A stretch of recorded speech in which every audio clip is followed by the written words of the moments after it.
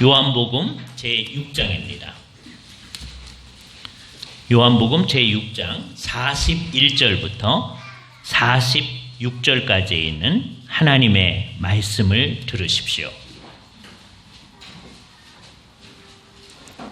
자기가 하늘에서 내려온 떡이라 하시므로 유대인들이 예수에 대하여 수군거려 이르되 이는 요셉의 아들 예수가 아니냐? 그 부모를 우리가 아는데 자기가 지금 어찌하여 하늘에서 내려왔다 하느냐? 예수께서 대답하여 이르시되 너희는 서로 수군거리지 말라. 나를 보내신 아버지께서 이끌지 아니하시면 아무도 내게 올 수 없으니 오는 그를 내가 마지막 날에 다시 살리리라. 선지자의 글에 그들이 다 하나님의 가르치심을 받으리라 기록되었은즉 아버지께 듣고 배운 사람마다 내게로 오느니라. 이는 아버지를 본 자가 있다는 것이 아니라 오직 하나님께서 온 자만이 아버지를 보았느니라. 주께서 이 말씀을 사용하셔서 우리에게 필요한 은혜를 베풀어 주시기를 원합니다. 말씀드린 대로 그리고 우리가 기도한 대로 오늘은 최덕수 목사님께서 우리에게 하나님의 말씀을 전해 주십니다. 목사님은 일산에 있는 현산교회 담임 목사님이십니다. 우리 합신 측에서 정말 젊은 목사님 가운데서 우리 학우들이 학교에서 배운 개혁신학에 충실하게 목회하는 목사님, 대표적인 목사님으로 생각하는 귀한 목사님이십니다. 정말 귀하게 좋은 교회를 잘 이끌고 나가시는데 이 저녁에는 우리에게도 그 말씀을 나누어 주실 수 있는 좋은 기회를 우리가 얻게 되었습니다. 귀한 목사님 나오셔서 하나님의 말씀 선포해 주실 때 우리가 다 그 말씀의 뜻을 잘 새겨 들을 수 있기를 바랍니다. 목사님 나와 주시죠.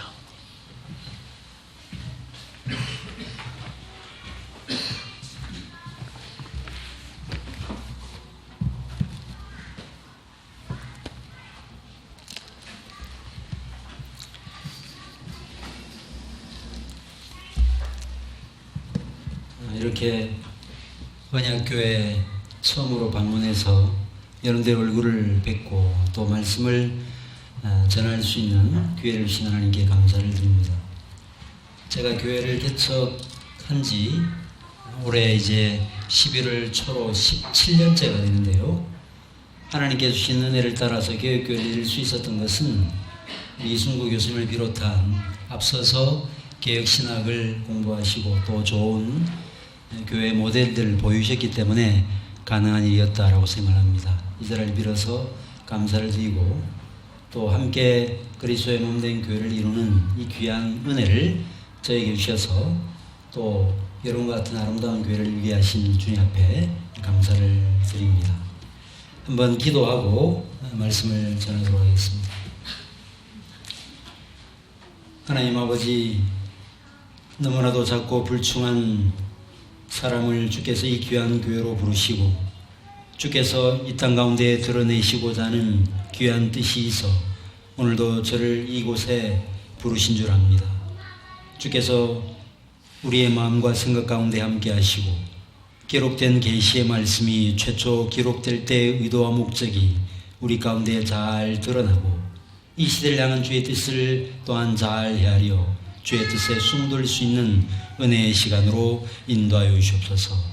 살아계신 예수 그리스도의 이름으로 기도하옵나이다. 아멘.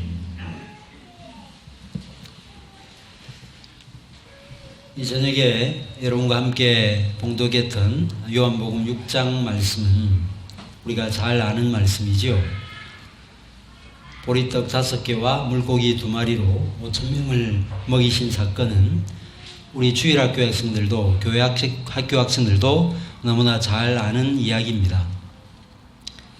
그러나 예수께서 오병이의 표적을 행하신 다음에 갈릴리 바다 건너편까지 찾아왔던 무리들에게 하신 오늘 본문의 말씀은 이야기가 그렇게 쉽지 않습니다. 오병이어의 표적이 의미하는 바에 대한 강론이 끝나갈 무렵 12제자들을 비롯한 몇 사람 외에는 대다수 사람들은 다 떠나버리고 만 그 사건, 너무 이 말씀이 어려워서 도대체 이 말씀을 누가 깨달을 수 있는가? 라는 말씀을 하고 떠나버린 이 일들을 통해서 우리는 이 사실을 잘 알 수 있죠. 이처럼 하나님의 말씀을 이해하는 일은 한편으로 보면 참 쉬워 보이지만 다른 한편으로 보면 쉽지 않습니다. 그것은 우리 인간의 이성으로 볼 때 조화로워 보이지 않기 때문이라 할 수 있겠습니다. 한편에서는 이 세상에서 일어나는 모든 일들은 하나님의 예정과 작정의 실행이라 하면서도 또 다른 한편에서는 우리가 행해야 될 바를 다 행해야 된다라고 말씀합니다. 다른 한편에서는 하나님의 전적인 은혜라고 이야기를 하면서도 또 다른 한편에서는 우리 편에서 최선을 다하고 우리의 책임을 다해야 된다라고 말을 합니다. 그래서 어떤 사람들에게는 이런 가르침이 모순되어 보여서 이쪽을 가르치면 다른 쪽을 내려놓으려고 하고 또 저쪽을 가르치면 또 이쪽을 내어놓으려고 합니다. 예를 들어서 하나님께서 일찍이 가나안 땅을 유업으로 주시겠다라고 약속하였죠. 그러면 하나님께서 주신 약속을 그냥 실행하면 됩니다. 특별히 가데스 바네아에서 불신앙과 불순종의 삶을 살았더라도 가나안 땅을 그냥 유업으로 주시면 되지요. 그런데 하나님께서는 이스라엘의 불순종을 문제 삼아서 38년 동안 광야 생활을 하게 하시고 그리고 이 광야 생활이 끝나갈 무렵 모압 평지에 서 있는 이스라엘 백성들에게 모세는 내가 너에게 가르치는 규례와 법도를 듣고 준행하라. 그리하면 너희가 살 것이요 여호와께 주시는 땅에 들어가게 되리라고 말씀했습니다. 그리고 가나안 땅에 들어갔을 때도 그저 싸우지 않고 피 흘리지 않고 무혈 입성할 수 있도록 하시면 되는데 하나님께서 은혜로 주신 약속의 유업을 취할 때 피 튀기는 싸움을 통해서 가나안 족속들을 몰아내는 이 전쟁을 통해서 가나안 땅을 얻도록 하신 것이죠. 그래서 처음에는 우리가 성경을 읽을 때 그냥 잘 모르고 읽다가 그 다음에 꼼꼼히 읽어 나가다 보면 앞뒤가 맞지 않는 우리 인간의 이성으로 바라볼 때는 조화로 보이지 않는 말씀들을 맞닥뜨리게 되고 그래서 혼돈 가운데 들어가게 되지요. 우리가 깨달음을 얻게 된다는 말은 바로 이런 내용들이 상호 조화를 이룰 때 이것이 서로 다른 말씀이 아닌 하나의 말씀이라는 사실을 알게 될 때 비로소 우리는 복음의 도리를 깨닫는다라고 할 수 있겠습니다. 오늘 본문에도 보시면 우리 눈으로 바라볼 때 상호 충돌을 일으키는 말씀이 나타납니다. 44절 오늘 본문에 보시면 이런 말씀이 나타나지요. 나를 보내신 아버지께서 이끌지 아니하시면 아무도 내게 올 수 없으니 라고 말씀했습니다. 하나님께서 이끄셔야 주께로 나온다라는 말씀입니다. 자, 이 말씀만 놓고 보면 하나님께서 우리를 이끄실 때까지 우리 편에서 그냥 가만히 있어도 하나님께서 우리를 강제로 이끌어 가신다라는 말씀처럼 보입니다. 그래서 우리 편에서 어떤 일을 행하지 않아도 알아서 하나님께서 우리를 이끌어 오신다라는 말씀처럼 보이지요. 그러나 우리 주님께서 최초 이 땅에 오셔서 공생의 사역을 시작하실 때 회개하라 천국이 가까웠느니라고 말씀하시기도 했고 수고하고 무거운 짐자들아 다 내게로 오라 라고 말씀하시므로 우리 편에서의 결단과 선택을 촉구하시기도 했습니다. 자, 이런 말씀들을 들으면 어떤 생각이 드십니까? 한편에서는 하나님의 주권을 말하고 다른 한편에서는 인간의 책임을 강조하는 것이 혹시 모순되어 보이지 않습니까? 우리 생각으로 모순되어 보이는 것은 첫째로 인간 이성의 한계가 있기 때문이고 두 번째로는 신앙의 신비 때문이죠. 더더욱 이런 부분에서 어려움을 겪는 것은 깨닫고 난 다음에 믿으려 하기 때문입니다. 아우구스티누스는 깨달음은 신앙의 보상이라고 그랬어요. 믿을 때 깨달음이 주어지는데 이 순서를 거꾸로 해서 깨달아질 때 믿으려고 하니 이런 말씀의 의미를 진정으로 깨달을 수 없는 것입니다. 이런 자세와 태도로는 참된 지식, 참된 복음의 말씀을 제대로 이해할 수 없습니다. 신자는 감추어진 일에 대한 호기심에 앞서서 드러난 계시의 말씀에 순종하는 것으로 자신의 믿음을 발휘해야 되는 것입니다. 하나님께서 여러분들에게 먼저 보여주신 것은 예정이 아니고 그리스도 그분이요, 여러분에게 요구하시는 것은 여러분의 선택이 아닌 여러분의 믿음이지요. 따라서 우리는 그리스도의 초청에 반응해야 하는 것입니다. 존 에인절 에임스 목사님은 회개하는 여러분들이 행할 행동의 법칙은 예수 그리스도의 초청과 약속이지 하나님의 은밀한 목적이 아닙니다 라고 말씀을 잘 했습니다. 그럼에도 개혁신학을 배웠다라고 하는 개혁주의자들은 인간의 행위를 강조하는 아르미니우스주의자들의 가르침에 너무 예민한 나머지 어떤 행동 자체를 하는 것을 상당히 꺼려합니다. 그리고 이렇게 하면 이렇게 해줄 것이다라는 말씀을 별로 좋아하지 않아요. 사실은 여러분들이 정직하게 성경을 읽어보면 그런 말씀들이 많이 나타나거든요. 우리 편에서의 어떤 순종 조건을 제시하시고 그러면 하나님께서 이렇게 해주겠다라는 말씀이 많이 나타나고 있는 것을 확인할 수 있습니다. 과연 그러면 이런 가르침들은 다 아르미누스주의자들의 가르침인가요? 그렇지 않지요. 아르미누스주의가 무엇입니까? 어떤 사람들은 인간의 책임과 의무를 조금만 강조하면 그것은 아르미누스주의의 가르침이다라고 정죄를 하는데, 아르미누스주의라고 하는 것은 인간 편에서의 어떤 적극적인 행동을 하는 것이 아니고 인간 편에서 행위가 구원의 보탬이 된다라는 생각이지요. 우리는 이런 가르침, 즉 하나님과 사람이 구원과 관계된 일에 함께 수행한다라고 하는 이 신인 협력서를 우리는 받아들일 수 없습니다. 왜 그런가? 우리는 허물과 죄로 죽어있는 존재여서 구원에 협력할 수 없는 존재이기 때문입니다. 그리고 만약에 하나님께서 구원을 이루어 가시는데 우리의 도움을 필요한다라고 하면 그 구원은 안전한 구원이 될 수 없고 이것은 하나님의 주권을 침해하는 심각한 행위가 될 수밖에 없는 것입니다. 그러면 우리 편에서 아무 일도 하지 말아야 되는가? 우리를 끌고 가실 때까지 우리는 그저 수동적으로 가만 앉아 있으면 되는가?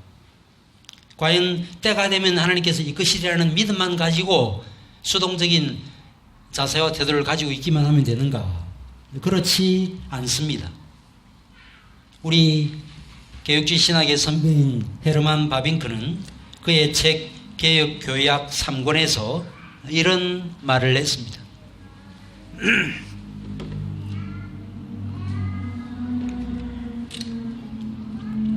은혜 언약은 그리스도에 의해서 시행될 때 이성적이고 윤리적인 본성 안에서 사람을 인정하시기 위해서 요구적이고 조건적인 형태를 취한다. 또한 심지어 타락한 사람일 때조차 그를 하나님의 형상을 따라 창조된 자로 다루려는 것이고, 영원한 구원이나 영원한 저주가 되는 가장 고차원적인 수준에서 그를 책임지게 변명할 수 없게 하시기 위함이다 라고 말했습니다. 이런 면에서 은혜 언약의 무조건성이라는 말도 오해 없이 잘 이해해야 합니다. 무조건성이라는 이 말은 아무런 조건이 없다는 점에서 무조건적이라는 말이 아니고, 조건이 충족되지 못했을 때조차도 언약이 깨뜨리지 않는다는 점에서 무조건적입니다. 따라서 우리는 성경에 믿고 회개하라고 하는 이 조건에 우리는 반응해야 돼요. 그러나 우리의 믿음과 우리의 회개를 구원에 있어서 본질적인 어떤 것을 첨가하는 행위로 이해해서는 안 되고, 아우구스티누스가 말한 바 하나님께서는 우리 없이 우리의 의지를 이끄시는 은밀한 하나님의 주권적인 역사로 이해해야 되는 것이죠. 여러분들, 아담은 우리와 달리 원죄 없이 죄를 지었습니다. 어떻게 원죄 없이 죄를 지을 수 있을까요? 제이 마크라고 하는 사람이 이런 말을 했습니다. 죄 없는 사람이 죄를 지을 수 있다는 것은 타락의 신비이며 악인이 믿을 수 있다는 것은 소생의 비밀이다 라는 말을 했습니다. 여러분들 죽은 시체를 향해서 일어나라 함께 가자 라는 말은, 이런 말을 하는 것은 미친 행위죠. 그런데 그런 것처럼 보이지만 복음 전도자는 어떻게 해야 되지요? 허물과제로 죽어있는 사람들 향해서 그리스도를 믿으라, 그래야면 너와 내 집이 구원을 얻을 것이라고 선포해야 되는 것입니다. 또 우리는 그런 메시지에 반응해야 될 책임과 의무가 있는 거예요. 따라서 신자는 아버지께서 이끌지 아니하시면 아무도 내게 올 수 없다는 말씀만 믿고 아무 일도 하지 않은 채 그냥 가만히 앉아 있어서는 안 되고 예수 그리스도의 초청에 적극적으로 반응해야 되는 것입니다. 하나님은 회개하고 믿는 것을 각 사람의 의무로 정하시고 또 회개와 믿음으로 나오는 모든 자에게 영혼의 쉼을 주시겠다라고 약속했습니다. 이런 면에서 여러분들이 믿고 회개하는 것이야말로 하나님께서 여러분들을 부르셨다는 사실을 증거하는 가장 강력한 증거가 될 수 있는 것입니다. 우리가 읽었던 본문 앞에 6장 37절을 보시면 아버지께서 내게 주시는 자는 다 내게로 올 것이오라고 말씀했지요. 그렇다면 예수 그리스도에게 나오는 것이야말로 우리가 하나님의 영원한 작정과 선택 안에 있다는 사실을 드러내는 분명한 증거가 되는 것입니다. 그러므로 믿고 나왔어야 되는데 우리가 함께 읽었던 오늘 본 말씀에서 유대인들은 이런 그리스도의 초청에 응하지 않았습니다. 함께 읽은 본문에 나는 하늘에서 내려온 떡이라고 하신 예수님의 말씀에 대한 유대인들의 불신앙적 반응과 이런 태도에 대한 그리스도의 가르침이 우리가 함께 읽은 본문의 내용으로 되어 있습니다. 오병이어 표적을 행하신 주님은 모세가 하늘로부터 내려준 떡인 이 만나와는 이 다른 차원의 양식이 있다라고 말씀하시면서 그 다른 차원의 양식은 숨겨둔 떡이 아니라 하늘로서 내려온 떡이라고 말했습니다. 그런데 하늘로서 내려온 떡이 누굽니까? 바로 우리가 믿고 오지 않은 예수 그리스도 그분이시죠. 주님께서 뭐라고 말씀했습니까? 이 떡을 먹고 또 내가 주는 피를 마시지 아니하면 생명이 없다라고 말씀했습니다. 도대체 이 말씀의 의미가 무엇일까요? 실제로 그리스도의 지역 출신이고 어느 부모로부터 태어난지를 잘 알았습니다. 당시 예수님은 요셉의 아들 혹은 마리아의 아들로 알려져 있었고 본문 42절에도 유대인들이 이는 요셉의 아들 예수가 아니냐라고 말씀하고 우리가 그 부모를 안다라고 말했습니다. 그들은 예수님의 출신 배경 그리고 출신 지역까지 잘 알고 있었습니다. 그러나 이런 그리스도에 대한 육신에 대한 지식, 이것이 예수 그리스도에게로 그들을 이끌지 못하고 오히려 이 지식이 그리스도를 믿는 데 장애물이 되고 말았습니다. 우리와 한 몸이 되었다는, 똑같은 인성을 가지고 있는 한 동네 사람이라는 그 사실이 오히려 그리스도를 믿는 데 방해가 된 것입니다. 왜 이런 일이 일어나게 되었습니까? 그것은 이성만으로 예수님을 판단하려고 했기 때문이었습니다. 바울은 고린도서 5장 6절에서 이제부터는 어떤 사람도 육신을 따라 알지 아니하노라. 비록 우리가 그리스도도 육신을 따라 알았으나 이제부터는 이같이 아니하노라고 말씀했습니다. 이 말씀은 회심하기 전에 바울을 포함한 보편적인 사람들은 얼마나 많이 가졌느냐, 얼마나 많이 배웠느냐, 얼마나 외모가 훌륭하냐라는 기준으로 사람을 판단하지만 그리스도 안에서 새 사람이 되고 난 다음부터는 사람을 외모로 판단하지 않게 되었다는 말씀입니다. 그런데 고린도 교회 안에 들어왔던 이 거짓 선생들은 예수님을 메시아를 사칭하는 인물로 혹은 하나님으로부터 저주받은 반역자로 보았습니다.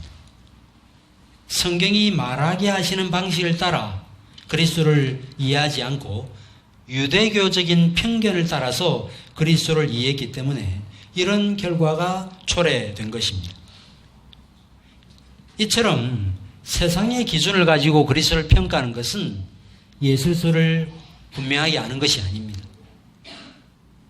본문에 등장하는 유대인도 바로 이런 범죄에 속한 사람이었습니다.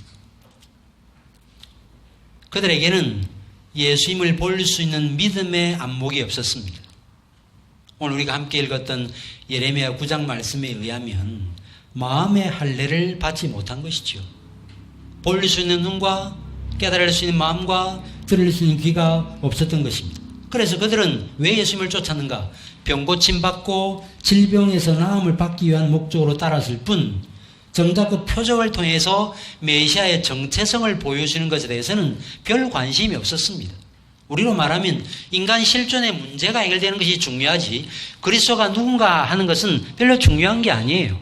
신앙생활할 때 얼마든지 그렇게 할 수 있죠. 내가 그리스도를 믿어서 내 문제가 해결되는가? 자녀가 좋은 대학 가고 병고침 받고 내 실존의 문제가 해결되는 것이 중요하지 그리스도가 누군가 그것은 별로 중요한 것이 아닌 것입니다. 유대인들이 바로 그런 생각을 가졌던 것이지요. 이것은 반쯤 믿는 게 아닙니다. 6장 36절에 주님의 평가를 보십시오. 너희는 나를 보고도 믿지 아니하는도다라고 평가를 내렸습니다. 지금 이 예수님의 이 강론을 듣고 있는 사람들이 어떤 사람들입니까? 이미 오병이의 기적의 현장이 있었고 주님께서 언제 건너가시는지 몰랐다가 주님이 없어진 것을 보고 배를 타고 건너편까지 따라왔던 사람이었습니다. 이런 자들을 향해서 너희는 나를 믿지 않는다라는 이 평가는 너무 매정한 평가가 아닌가라는 생각을 가질 수 있습니다. 그러나 그렇지 않습니다. 7장 3절 이유를 한번 보십시오. 요한복음 7장 3절 4절을 보시면 예수님의 형제들이 유대인의 절기인 초막절이 가까워오자 예수님에게 하나의 제안을 했습니다. 어떤 제안을 했습니까? 예수님, 형님 이렇게 불렀겠죠. 이제 이 시골 구석에 그저 묻혀 살지 마시고 좀 큰 물에 가서 좀 예수님의 정체성을 드러내십시오 라고 하는 제안이었습니다. 왜 그랬을까요? 이 제안은 예수님에게 상당히 설득력이 있는 매력적인 제안이었습니다. 왜 그랬습니까?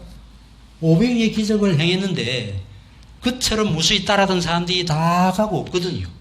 따라서 이런 상황 가운데 시골에 있다가 서울로 올라가가지고 이전에 행했던 그런 표적을 한두 번만 행하면 잃어버렸던 제자를 되찾아올 수 있는, 만회할 수 있는 이 절호의 기회가 되었기 때문이죠. 그런데 주님께서 이들의 제안을 들으시고 내 때가 이르지 않았다라고 말씀하시면서 그때 올라가지 않았습니다. 그런데 사도 요한은 이런 제안을 했던 형제들에 대해서 어떤 코멘트를 달아놓았습니까? 7장 5절에 보시면 이는 그 형제들이라도 예수님을 믿지 아니함이라고 말했습니다. 예수님의 형제들이 예수님을 믿지 않았다는 말은 예수께서 표적을 행할 수 있는 기적의 능력이 있다는 사실을 믿지 않았다는 뜻이 아닙니다. 만약에 그런 신비한 이적을 행하는 이적의 능력이 없었더라면 당초에 예루살렘에 올라가라고 제안을 하지도 않았을 것입니다.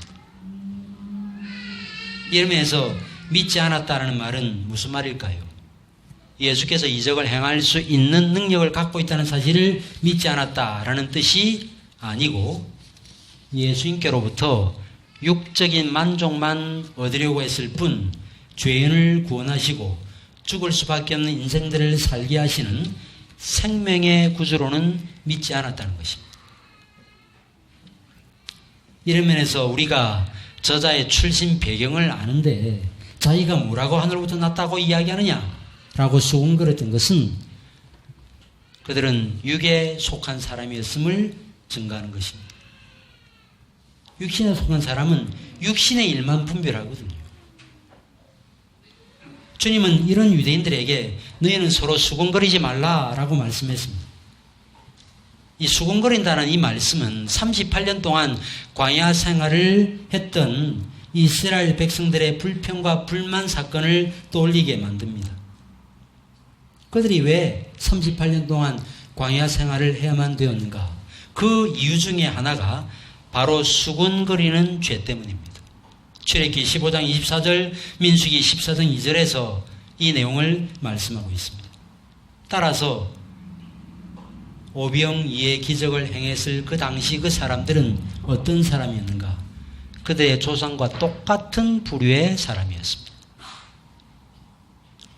시간이 1500년의 세월이 지났지만 그들은 여전히 조상들의 불신앙을 그대로 물려받고 있었습니다. 아까 읽었던 예레미야 9장에도 보니까 조상들이 따랐던 바알을 따랐다고 되어 있잖아요.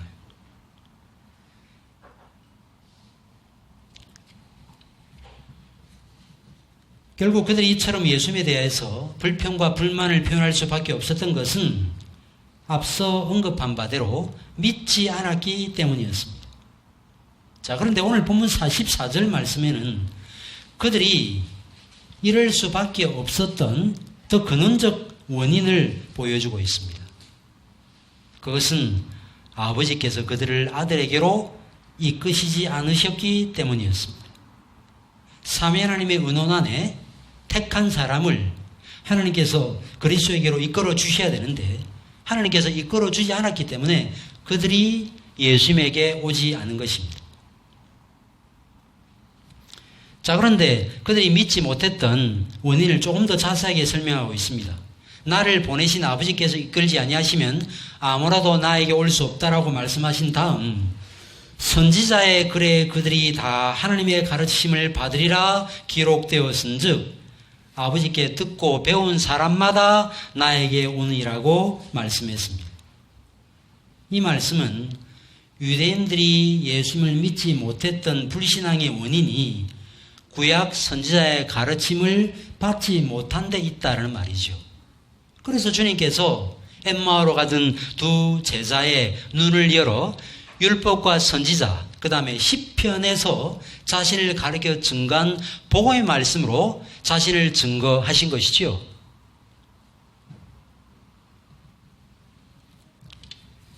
그들이 다 하나님의 가르침을 받으리라고 할 때 이 가르침은 구약 성경 전반을 의미한다고 볼 수 있겠지만 율법과 선지자로 대별되는 구약 성경 중에 특별히 선지서의 가르침을 가르친다고 볼 수 있겠습니다. 자, 그러면 그들이 다 하나님의 가르침을 받으리라는 이 구절이 선지서 어디에 나타나지요?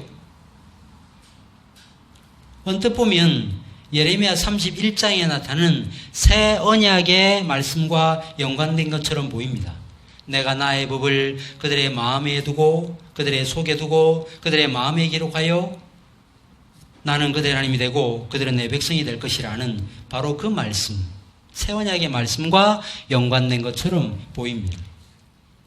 그러나 그들이 다 하나님의 가르침을 받으리라는 이 말씀은 직접적으로 이사야 54장 13절과 연관이 됩니다.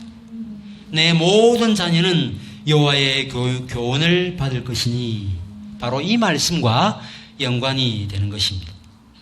그런데 이 말씀은 이스라엘의 회복을 말씀하는 문맥 가운데 주어진 말씀이죠. 53장이 고난의 종 메시아에 대한 말씀 아닙니까? 그래서 전체적인 내용은 우리가 잘 알고 있는 바대로 이사야 40장 이후로 이스라엘의 회복에 대한 말씀이 주어질 때 바로 이 구절이 함께 주어졌습니다. 따라서 그들이 다 하나님의 가르침을 받으리라는 이 말씀은 예수를 통해서 회복된 이스라엘의 모습을 보여주는 거예요. 그렇다면 회복된 이스라엘의 모습이 어떤 모습이죠? 신약 교회의 모습이죠.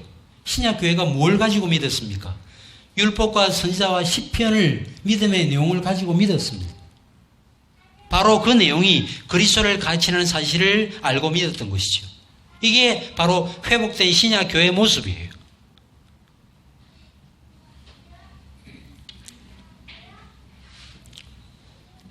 호세아 선지자의 외침대로 구약 이스라엘이 왜 망했는가?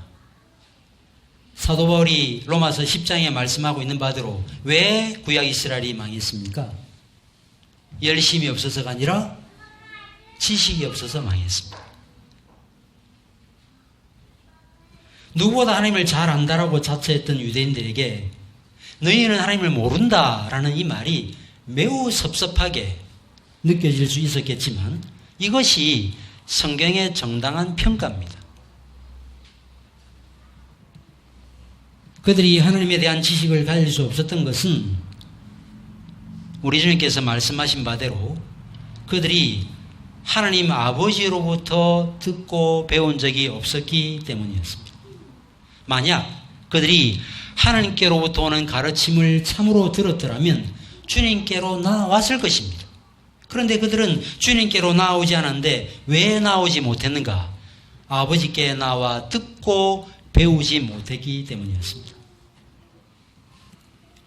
여러분들 한 영혼이 구원받기 위해서는 삼위 하나님의 은혼 안에서 하나님께서 택한 사람을 그리스도에게 맡기는 일이 필요하지요. 또한 그 영혼을 그리스도에게로 이끄시는 일이 필요하지요. 그리고 그 과정에서 아버지께서 어떤 은밀한 일을 행하시는가? 그 영혼으로 하여금 자신에게 나와 듣고 배우는 이 경험을 하게 하시는 것입니다. 자, 그러면 구체적으로 우리가 어떻게 하나님 아버지께 나와 듣고 배웁니까? 직접적인 음성을 듣습니까? 과거 구약시대 때는 우리 하나님께서 직접 음성으로 말씀하시기도 했지만 지금은 성경에 기록되어 있는 말씀 곧 성령의 이 내적 음성을 우리는 듣고 하나님 그분이 어떤 분이신지를 알게 되는 것입니다. 뿐만 아니라 교회 안에 세워놓으신 말씀 사역들을 통해서 우리에게 말씀하십니다. 그래서 데살로니가 사람들은 사도 바울의 말씀을 받을 때 하나님의 말씀을 받는 것처럼 받았다라고 말씀하고 있습니다. 따라서 우리는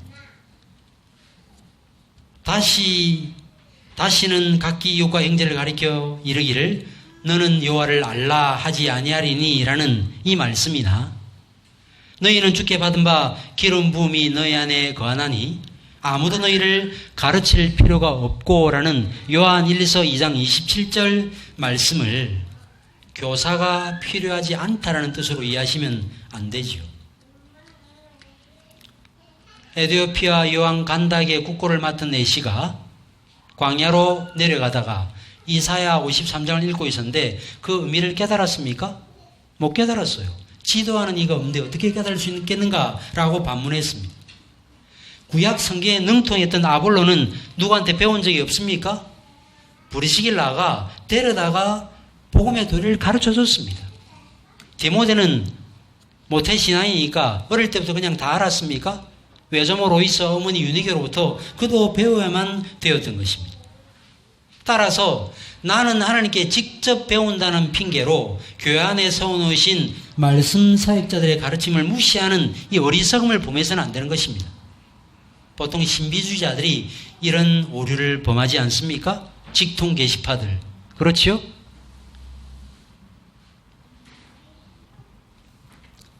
그렇다면 아버지께 듣고 배운 사람마다 내게로 온다.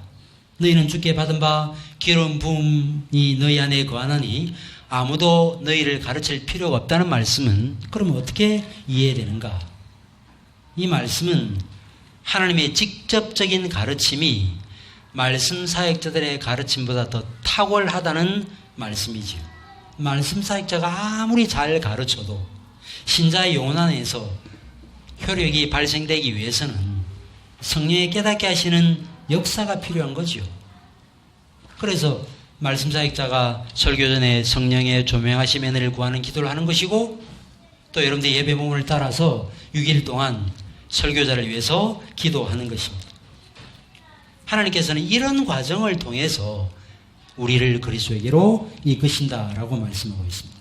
이런 이끄심의 은혜를 받은 사람은 믿음으로 예수 그리스도에게 나오게 되는 것입니다. 예외가 없어요. 왜냐? 내 모든 자녀는 여호와의 교훈을 받을 것이라고 분명히 말씀했기 때문이죠. 따라서 말씀에 대한 믿음의 반응보다 더 중요한 하나님의 선택과 예정을 확인하는 방법이 없습니다.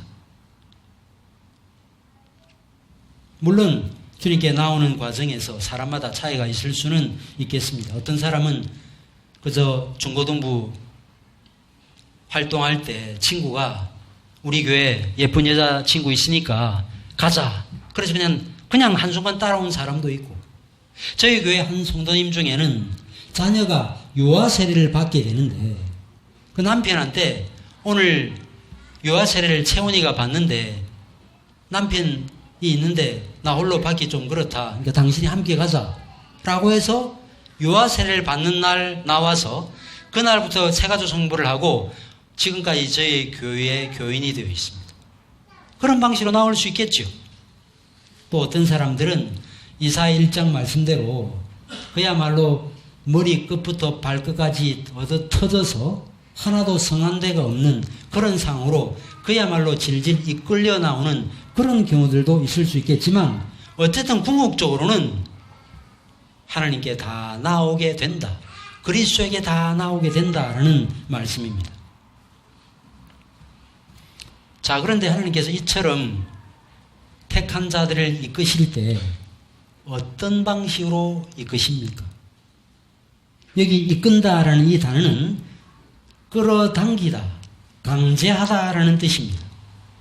요한복음 12장 32절에서 내가 이 땅에서 들리면 모든 사람을 내게로 이끌겠노라 라고 하신 이 말씀에도 바로 이 이끌지 아니하면 이라는 단어가 사용되고 있습니다.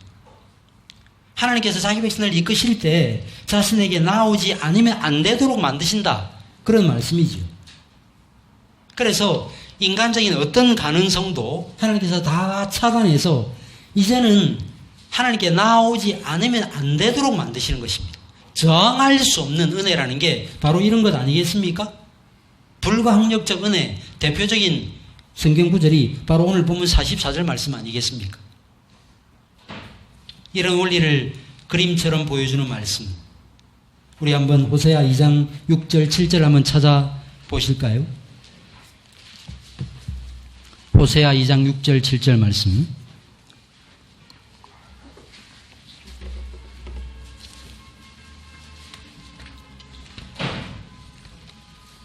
같이 한번 한 목소리 한번 읽어보겠습니다. 2장 6절 7절 시작. 그러므로 내가 가시로 그 길을 막으며 담을 쌓아 그로 그 길을 찾지 못하게 하리니 그가 그 사랑하는 자를 따라갈지라도 미치지 못하며 그들을 찾을지라도 만나지 못할 것이라. 그가 이르기를 내가 본 남편에게로 돌아가니 그때 내 형편이 지금보다 나았음이라 하리라. 하나님께서 간음한 고멜을 통해서 영적 간음의 죄를 범한 이스라엘을 비유하셨죠.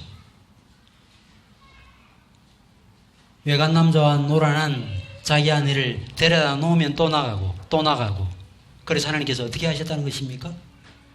가시던 불로 담을 쌓아서 다른 데 가지 못하도록 만드셨다는 말씀이죠. 그래서 이제 내가 본 남편에게로 돌아가리니 라고 고백하게 하신다라고 말씀하고 있습니다. 하나님께서는 때로 이런 방식으로 자기 백성들을 이끄시는 것이 사실입니다. 자, 그런데 하나님께서 이렇게 자기 백성들을 이끄신다라고 해서 마치 우리가 에스컬레이터를 타면 자동적으로 1층에서 2층, 2층에서 3층으로 올라가는 것처럼 우리 편에서 가만히 있어도 그냥 주님께 가까이 가게 되는 것으로 오해해서는 안 됩니다. 이 단어는, 이끈다라는 이 단어는 비유적으로 하나님과 그리스도의 사랑의 초자연적인 힘의 은밀한 방식을 표현하는 말입니다. 하나님께서 이끄신다고 해서 마치 무슨 말이나 소의 말고삐를 그냥 쥐고 잡아 끌듯이 그렇게 코를 깨워서 이끄시는 방식으로 그렇게 우리를 이끌지 아니하시고 인격적 설득의 방식으로 우리를 이끄십니다.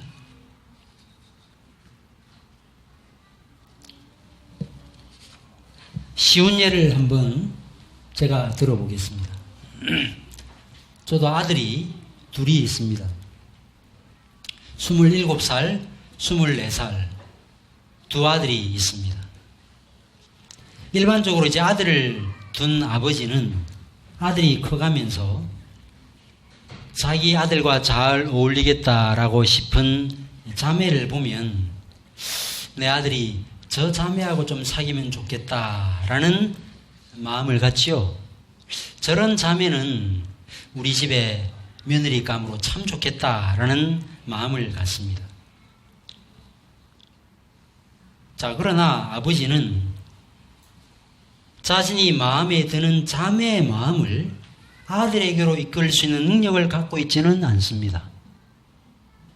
그리고 그 아들이 내가 마음에 들어하는 자매를 좋아하게 만드는 능력을 아버지는 가지고 있지 못하지요.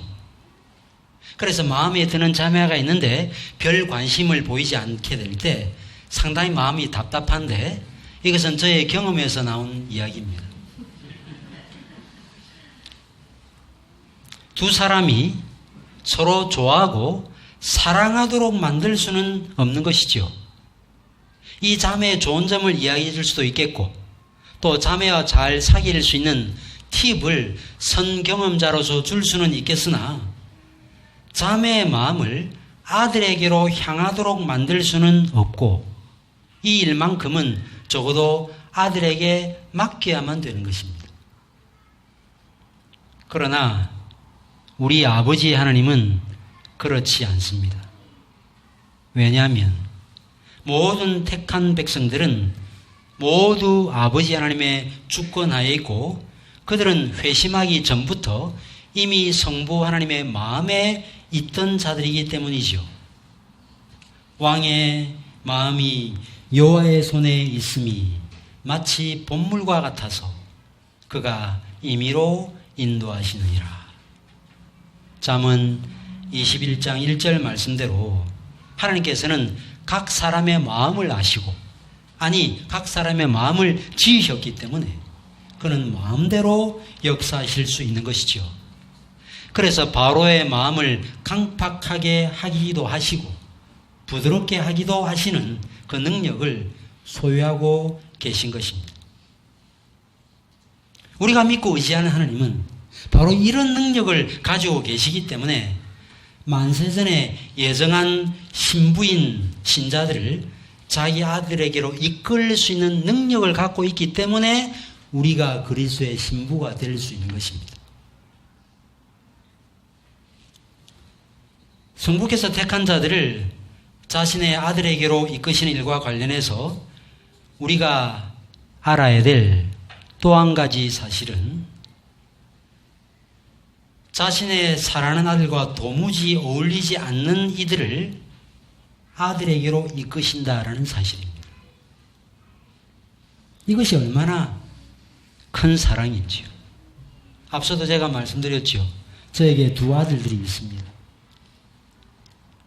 그런데 나이가 점점 들어가니까 이제는 자매만 보면 어떻게 이렇게 연결을 하려고 하는 이런 마음을 제가 가지게 되더라고요.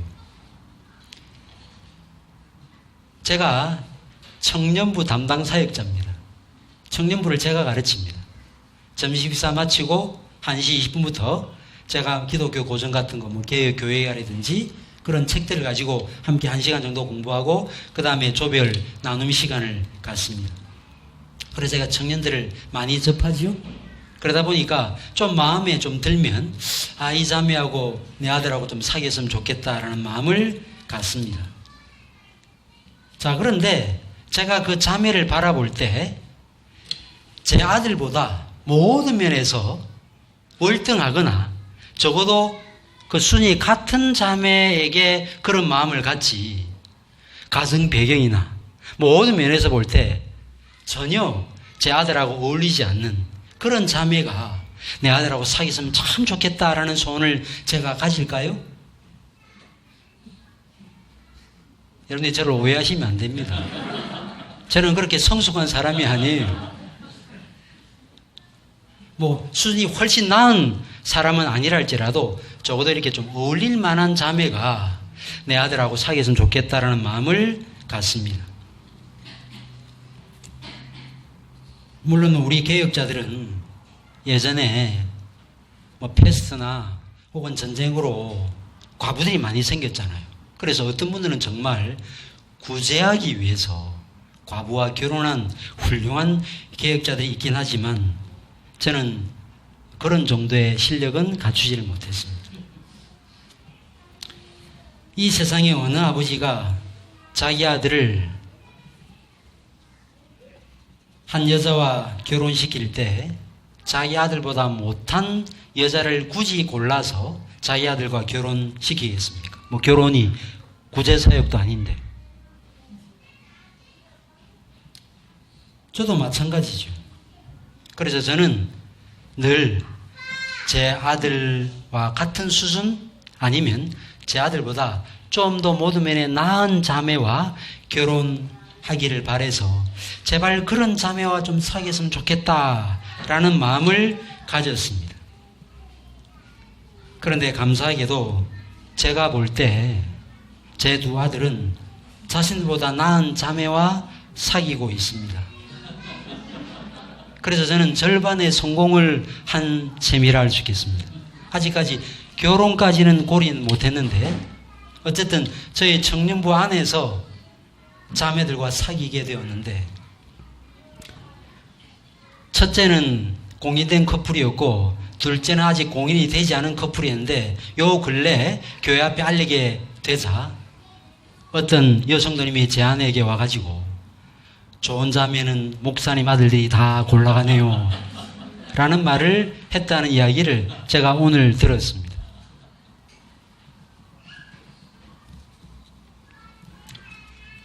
그런데 우리 하나님은 자신의 영광스러운 아들이신 예수 그리스도와는 도무지 어울리지 않는다라는 말을 사실은 할 수 없지요. 제가 마이크하고 어울립니까?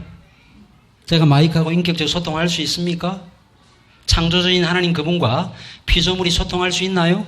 아니 제가 버러지하고 곤충하고 인격적 러브, 사랑을 할 수 있습니까? 말이 안 되는 이야기지요. 그런데 하나님은 우리를 상대해 주실 뿐만 아니라 우리를 자신의 아내로 신부로 삼으신다라고 말씀하니 도대체 하나님은 어떤 분이시지요? 우리는 하나님의 사랑을 도무지 이해할 수 없습니다. 왜 우리 같은 자를 사랑하시는지 우리는 그 원인을 하나님의 비구속적인 하나님의 주권과 자유에 둘 뿐 우리는 그 원인을 알 수 없어요. 그분이 그냥 하고자 하신 것입니다.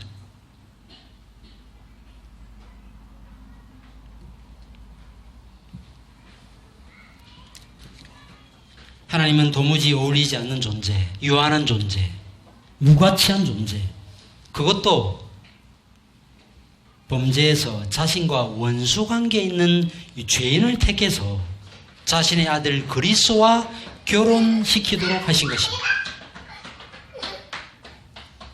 만약 자기 배우자를 전과 몇 번 이런 범죄자와 혼인시키려고 애쓰는 사람이 있다면 그 사람은 아마 정신병자일 것입니다.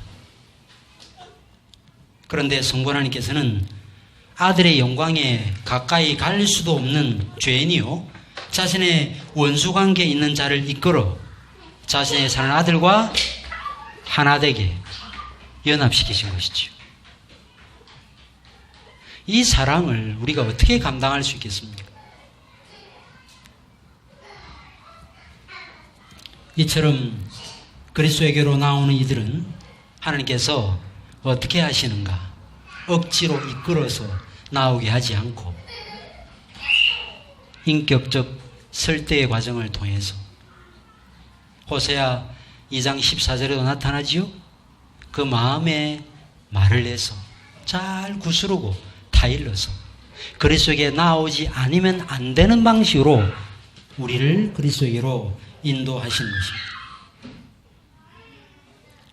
아담이 잠든 틈을 타서 하와를 만드셔서 아담에게로 이끌어 오신 것처럼 그리스도의 신부인 교회를 그리스도에게로 이끌어 들이시는 것이죠. 감사한 것은 아버지께서 아들에게 주신 자는 다 주님께로 나오고 한 사람도 잃어버린 일들이 일어나지 않는다 하는 것입니다. 주님은 대제사장적 기도에서 그들은 아버지의 것이었는데 내게 주셨으며 라고 말씀하시면서 내게 주신 자는 한 사람도 잃어버리지 아니하실 것이라고 말씀했습니다. 구원의 확신은 우리의 마음의 의지에 있지 않고 바로 이런 주권적인 하나님의 사랑과 우리 주님의 전폭적인 사랑, 우리를 지키시고 보호하시는 그 사랑에 있는 것입니다. 이 일을 위해서 주님께서 어떻게 하였습니까? 자신의 몸을 십자가에 내으시고 성령을 통해서 우리를 보호하였습니다. 그리고 주님은 이 일을 마지 못해서 어쩔 수 없어서 성부 하나님께서 떠미시니까 그냥 떠밀려서 그 일을 행하신 것이 아니지요. 그래서 시편 16편에 어떻게 노래했습니까?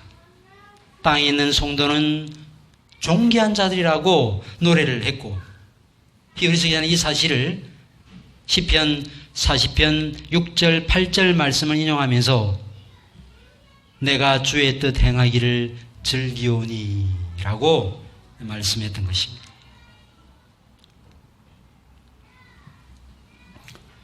우리 합신의 안상회 교수님이 계십니다. 여러분들도 아시지요? 안상회 교수님이 유학을 갔다가 돌아왔을 때 저희 교회에 제일 첫 번째로 제가 강사로 초청을 했습니다. 그 이유는 그분의 큰아버님이 저희 교회 장로님이시기 때문에 이전부터 개인적 관계를 갖고 있었기 때문이었습니다. 그런데 그 안상혁 교수님의 아들이 이 암에 걸렸는데 골수 검사를 하고 할 때 얼마나 아버지로서 마음이 아픈지요. 내가 그 검사를 대신 받을 수 있다면 받고 싶은 마음을 가졌다는 거지요. 그러면서 그때 어떤 깨달음을 가지셨는가? 예수님은 참 좋겠다. 왜 좋을까요? 자기가 사랑하는 사랑 위해서 죽어줄 수 있기 때문에 참 좋겠다라고 생각을 했다는 거죠. 우리가 너무 사랑하면 그 사람의 고통과 아픔을 대신해 주고 싶잖아요. 근데 우리는 그럴 만한 능력이 없습니다. 근데 우리 주님은 우리의 자리에 대신 서주시고 우리의 자리에서 하나님의 죄값을 치르실 수 있는 또 다른 우리가 되시는 분이시죠. 그런데 그 일을 우리 주님은 너무 기뻐하신다, 즐거워하신다라고 말씀하고 있습니다. 그러면 성부께서는 아들을 내오실 때 내가 이 자녀를 어떻게 너희들 위해서 내어주는가? 라고 말씀하지 않고 하나님이 세상을 이처럼 사랑하사 독생자를 주셨으니 라고 말씀했습니다. 온 인류의 죄값을 치를 수 있는 피를 흘려주실 수 있는 그 길을 여신 것입니다.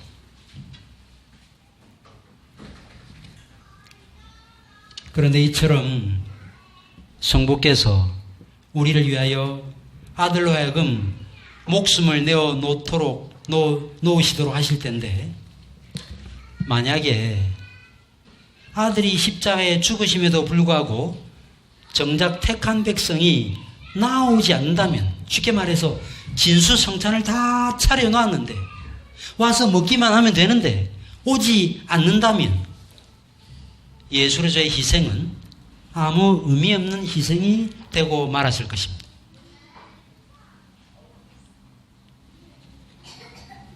이 때문에 성부는 반드시 택한 백성, 즉 아들에게 맡기신 자들로 하여금 예수 그리스도에게 나오게 만드시는 것입니다.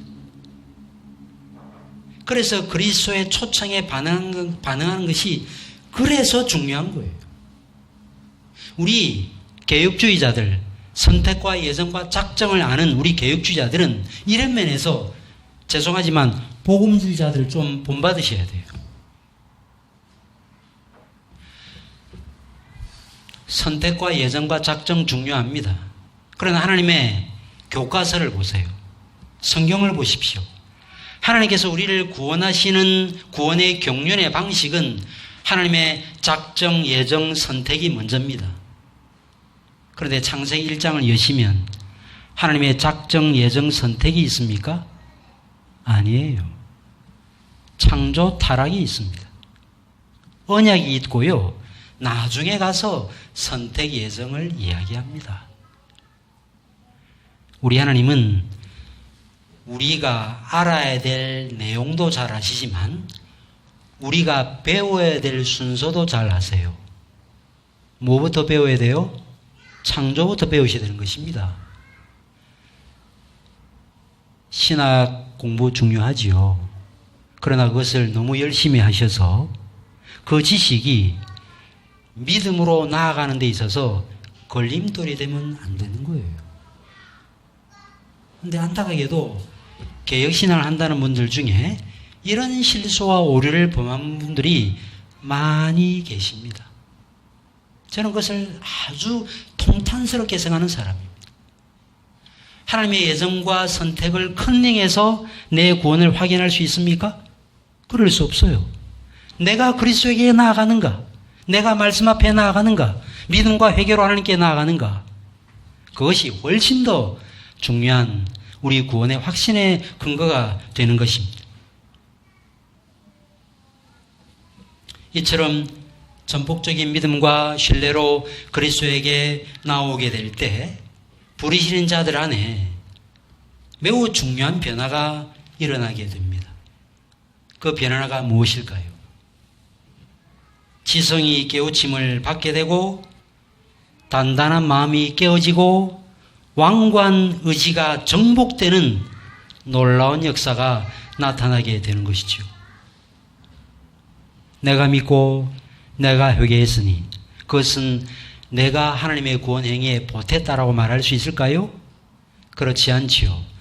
스가랴 선지자가 그날에 내가 회개하는 영을 죄인에게 회개의 영을 부어주겠다라고 약속하신 약속의 결과로 우리는 믿고 회개하는 것입니다. 이런 자세와 태도를 갖고 있는 사람들이 어떤 반응을 보입니까? 사도 베드로가 복음을 전했을 때 오순절날 우리가 어찌할꼬라는 반응을 보였고 빌립보 간수장은 역시 내가 어떻게 해야 구원을 받을 수 있습니까? 라는 고백을 했던 것입니다. 사랑하는 우리 언약교회 성도님들은 이런 지성과 정서와 의지의 변화가 있습니까? 이런 변화를 통해서 여러분이 현저하게 이전에 나를 생각하면 나조차도 생소할 정도로 변화되어지는 모습을 보이고 있습니까? 하나님의 은혜에 감격해서 그를 닮아가는 모습이 너무나 아름다워서 복음의 향기를 이 교회 안에서 또 일반 세상에서 꽃피우고 있습니까? 우리가 어느 정도로 변화될 수 있습니까? 우리가 어느 정도로 닮아가야 돼요? 구원받은 백성에게 하나님이 요구하시는 것은 하나님의 완전입니다.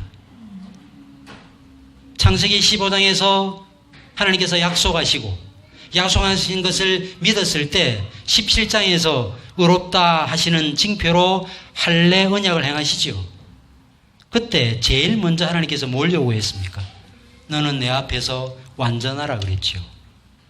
산상보온 5장에서 아버지처럼 너는 온전하라고 말씀했습니다. 여러분, 우리가 온전할 수 있어요, 없어요? 온전할 수 없습니다. 그러나 하나님께서 우리를 온전케 하시기 위해서 우리 안에 역사하시는 성령의 능력을 그러니까 거스려도 됩니까? 그러니까 하나님의 요구를 한순간 잊어버려도 됩니까? 그렇지 않아요. 우리의 의식의 한순간도 하나님의 온전하심을 닮아가고자 하는 그 열심을 갖지 않아도 되는 순간이 없어야 되는 것입니다.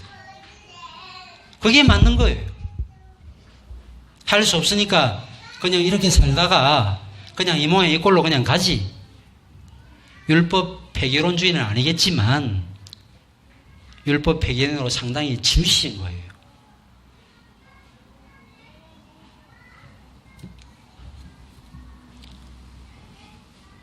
이런 원리를 잘 설명하는 진술이 웨스트민스터 신앙고백서 제10장 효력 있는 부르심에 관하여 라는 이 내용에 잘 나타납니다. 하나님께서는 생명으로 예정하신 사람을 모두 그리고 그들만을 주님께서 정하시고 연락하시는 때 주님의 말씀과 성령으로 효력 있게 부르셔서 그들이 본성적으로 처해 있는 죄와 사망의 상태에서 예수 그리스도로 말미암는 은혜와 구원에 들어가게 하시기를 기뻐하셨습니다. 그들의 마음을 영적으로 그리고 구원을 얻도록 밝혀서 하나님이 이를 깨닫게 하시고 그들의 돌 같은 마음을 제거하고 살 같은 마음을 주시고 그들의 의지를 새롭게 하시어 그분의 전능하신 능력으로서 그들이 선으로 향하게 하시고 그들을 예수 그리스도에게 효력 있게 이끄십니다. 그러나 그분의 은혜로 자원하게 되었으므로 그들은 아주 자유롭게 나옵니다. 라고 우리 신앙의 선배가 하나님의 이끄심의 은혜가 뭔지를 잘 풀어 설명해 주었습니다. 이 진술이 우리에게 주는 바 교훈이 무엇일까요?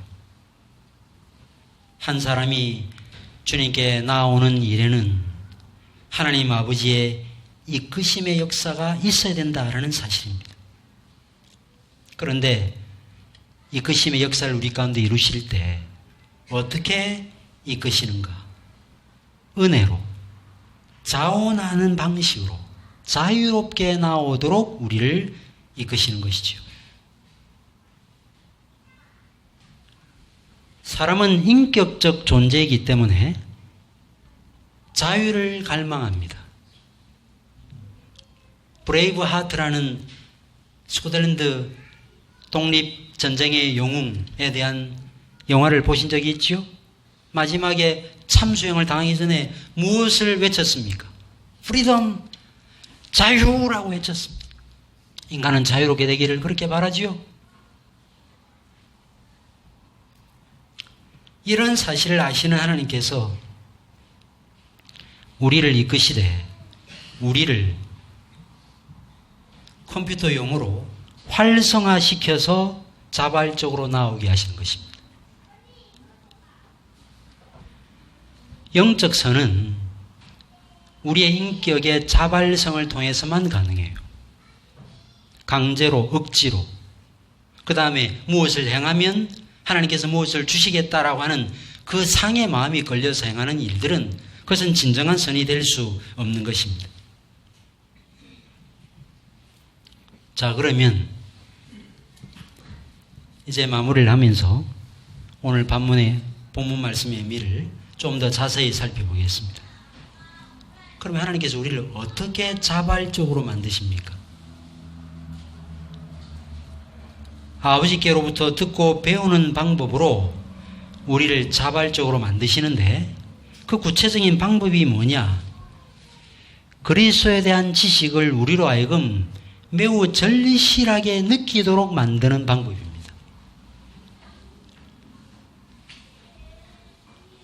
무엇을 근거로 제가 이런 이야기를 할 수 있을까요?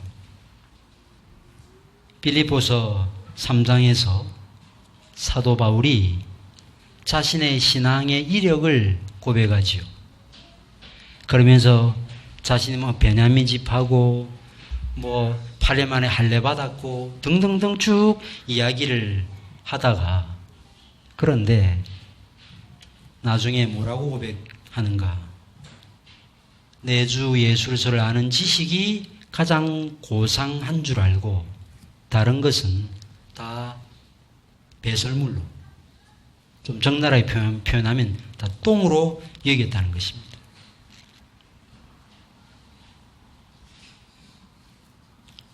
신자로 하여금 이런 절실한 마음을 갖게 하시는 방식으로 우리의 자발성을 회복시키시는 것입니다. 이 원리를 잘 보여주는 말씀, 제가 앞서도 언급했지만 호세아 2장 14절 말씀이죠. 13절까지 징계와 심판에 대한 말씀하시다가 아무 이유도 없이 분위기가 완전히 반전되어 버리죠. 그러므로 보라, 내가 그를 타일로 거친 들로 데리고 와서 말로 위로하고 라고 말했습니다. 타이른다는 말은요, 유혹한다, 속인다는 뜻인데 여자를 죄송한 표현인데요. 여러분들이 좀 설득력 있게 들으시도록 하시기 위해서 희약하시라고 하나요? 네. 어른들 그런 이야기 했죠. 그죠? 호려가지고 결국은 겁탈을 하는 그런 것들을 할 때 사용되는 단어를 여기에다가 써놨어요. 하나님의 마음이 얼마나 애가 달았으면 우리를 그렇게 해서라도 우리를 다 일러서 우리 주님께서 빈들로 우리를 데리고 가실까요? 그런데 데리고 와서 말로 위로하고 라고 말했는데 이것은 앞서도 말씀드렸죠. 내 마음에 말하고 새 언약의 내용이죠. 부드러운 마음에 하나님의 법을 지켜하고자 하는 의지를 주시는 것입니다. 이처럼 하나님께서 우리 안에 은밀하게 역사하시면 우리가 어떻게 하리까라는 반응을 자연스럽게 나타나게 되는 것이고 이것이 바로 흔히 새 언약의 자발성이라고 하는 것입니다. 이런 방식으로 우리를 자발적으로 만드세요. 두 번째로는 하나님의 말씀을 통해서 죄인의 마음을 붙드시는데 어떻게 붙잡으시는가? 빛이 있으라 하신 그분께서 하나님의 영광을 아는 빛을 비추셨다라고 말씀했는데 그 일만 행하실 뿐만 아니라 그리스도의 아름다움을 인식하게 하고 그리스도에 대한 갈망과 목마름과 애정과 의지를 갖게 하는 방식으로 붙잡으세요. 그런데 시편 45편을 한번 살펴보겠습니다. 시편 45편 8절부터 10절 말씀을 보시면 그리스도의 아름다우심을 설명하고 있습니다. 시간 관계상 다 읽을 수는 없겠고 45편 8절부터 10절까지만 한번 읽어보겠습니다. 시작. 왕의 모든 옷은 모략과 침향과 육개의 향기가 있으며 상하궁에서 나오는 현악은 왕을 즐겁게 하도다. 왕이 가까이 하는 여인들 중에는 왕들의 딸이 있으며 왕은 오빌의 금으로 꾸미고 왕의 오른쪽에 솟도다. 딸이여 듣고 보고 귀를 기울일지어다. 내 백성과 내 아버지의 집을 잃어버릴지어다. 조나단 에드워즈는 이 45편에서 예수 그리스도의 감미로움을 경험했다라고 고백했습니다. 조나단 에드워드가 쓴 신앙 감정론에서 우리의 감정이, 우리의 정서가 성경적인 것인지 아닌 것인지를 인식할 수 있는 12가지 표지 중 하나가 그리스도의 아름다우심에 대한 인식이라고 말했습니다. 그분이 얼마나 아름다운 분이신지. 오늘도 제가 하늘을 보니까 요즘 하늘처럼 아름다웠던 하늘이 없었던 것 같아요. 정말 양떼들이 쭉 있는 것 같고 제가 식사하고 양치를 하면서 하늘을 바라보면서 야, 하늘에 구름이 없다면 얼마나 밋밋할까라는 생각을 잠시 가졌습니다. 모든 미의 주인이, 모든 미의 창시자가 우리 주님 아니시겠습니까? 그분이 얼마나 아름다운 분이세요.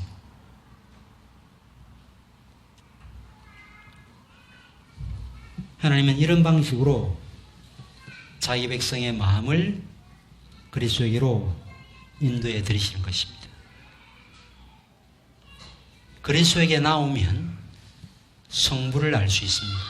왜? 독생하신 하나님이 아버지 품속에 계셨던 그분께서 성부가 누구신지를 드러내시기 때문이죠. 그래서 그리스도에게 먼저 나오면 그리스도를 알게 될 뿐만 아니라 그리스도를 보내신 아버지도 알게 되는 것이죠. 이런 모든 사실, 제가 여러분들에게 쭉 설명드렸던 이런 모든 사실들, 하나님의 언약적 사랑, 그분의 열심, 우리의 마음을 자발적으로 만들어서 자발적으로 그리스도에게 나오게 하시고 그의 아름다우심을 보게 하시는 이런 은혜, 이런 은혜를 통해서 결국은 그리스도에게 나와 구원을 받았다는 사실을 깨닫게 되어지면 신자는 자랑할 수 없는 것입니다. 어떤 사람이 정말로 구원의 은혜를 깨달은 사람인가 깨닫지 않은 사람인가를 볼 수 있는 하나의 시금석은 자랑이 있는가 하는 거죠. 로마서에 뭐라고 말해요? 그런즉 자랑할 때가 있느냐라고 질문하지요. 예, 저는 자랑할 게 있습니다 라고 말하는 사람은 사실은 죄송하지만 그분은 그리스도의 은혜가 뭔지를 모르는 사람이에요. 우리는 겸손하지 않을 수 없습니다. 우리가 타락했을 때 교만했고 타락했을 때 불순종했지요. 구속받으면 겸손하고 순종하게 되는 거예요.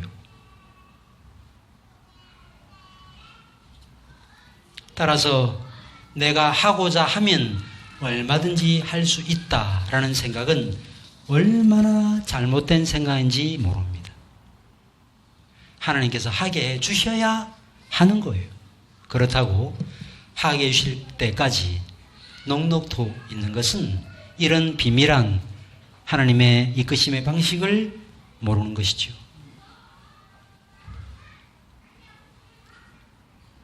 또 우리가 범하는 우리 중에 하나가 뭡니까? 하나님께서 이끄신다고 말하니까 자꾸 미루는 것이죠. 내일 하겠다. 은퇴하면 그때 교회 섬기겠다. 이번 달만 이 적자가 해결되면 다음 달부터는 하겠다. 뭐 등등 많은 것들을 우리는 미룹니다. 미루겠다는 이 말은 환경과 여건을 자기가 만들어 보겠다 하는 것이지요. 여러분들 우리 마음도 우리 스스로 알 수 없는데 우리 바깥에 있는 내 안에 있는 것도 어떻게 못하는데 우리 바깥에 있는 것을 우리가 어떻게 알 수 있습니까? 앞으로 지금보다 더 건강이 따라줄지 물질이 따라줄지 시간이 따라줄지 환경과 형편이 따라줄지 어떻게 알아요? 그것은 그때 가봐야 아는 것입니다. 따라서 우리는 주께서 하게 해주셔야 할 수 있다라는 이 믿음을 갖는 것이 매우 중요하죠. 아무래도 1년 동안 어느 곳에 가서 돈을 벌어보리라는 자들아, 네 생명이 무엇이냐? 아침 안개와 같은 풀의 꽃 같은 인생 아닙니까? 그래서 주께서 하게 해주셔야 하리니라는 이 고백을 할 줄 알아야 된다고 말이죠. 그런데 주께서 하게 해주셔야 하리니라는 고백을 하면서 자기 의무와 책임을 다하지 않는 것은 계획주의자가 아니에요. 계획주의자는 두렵고 떨림으로 구원을 이루는 사람입니다. 믿음과 회개로 나오는 사람이에요. 복음의 말씀 앞에 우리 자신을 복종시키는 사람입니다.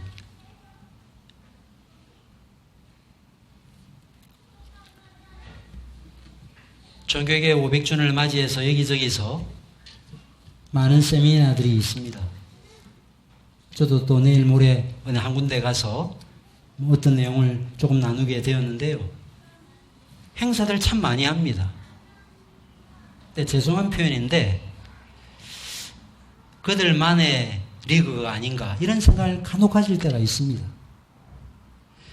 그런 신학이 그런 좋은 내용이 우리에게 설파되고 이런 내용으로 우리한테 와닿아서 이 개혁신학에 이미 우리 신앙의 선배들이 다 마련해 놓은 뭐 우리가 새로 연구할 필요가 없는 제가 이 설교를 했지만 제가 뭐 이것을 다 창작해내었습니까?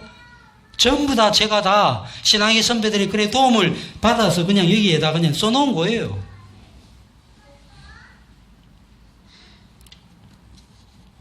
우리는 이런 내용들을 실천적인 신앙의 원리로 삼아야 됩니다.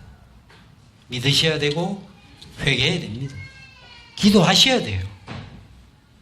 하나님께서 하게 해주셔야 하리라. 맞습니다. 그러나 할 수 있는 능력도 주셨습니다. 우리의 책임과 의무를 다해야 돼요. 그러나 물론 그것이 하나님의 본질적 구원에 조금의 보탬이 될 수 없고, 하나님께서는 오른손이 한 일을 왼손이 모르게 하시죠. 그래서 내가 다 한 것처럼 보이는데 사실은 모두 다 하나님께서 행하셨다는 사실을 알게 될 때 비로소 독솔로지, 진정한 송영, 진정한 찬송을 하나님께 돌려드릴 수 있는 거죠. 이런 복음의 영광 앞에 늘 겸손하게 믿음으로 반응하시는 우리 사랑하는 언약교회 성도님이 되시기를 간절히 소원합니다. 기도하겠습니다. 고마우신 하나님 아버지, 우리 인생의 연약함을 친히 아시고 완고하고 강팍한 우리 인생들의 마음을 누그러뜨려 그리스도에게로 이끄시는 모든 일들을 하나님의 경륜 가운데 섭리하시고 때가 되면 저희들을 부르셔서 하나님을 내 남편이라 고백하게 하시고 그리스도를 나의 구주라 고백하게 하시고 은혜에 감격하여 하나님이 원하시는 복음에 합당한 삶을 살게 하신 것 참으로 감사합니다. 종교의 500주년을 맞이해서 저희가 참으로 이러한 복음의 도리들을 더 깊이 더 자세하게 깨달아 아는 시간을 가졌습니다. 부정한 종을 통해서 보여주신 이 말씀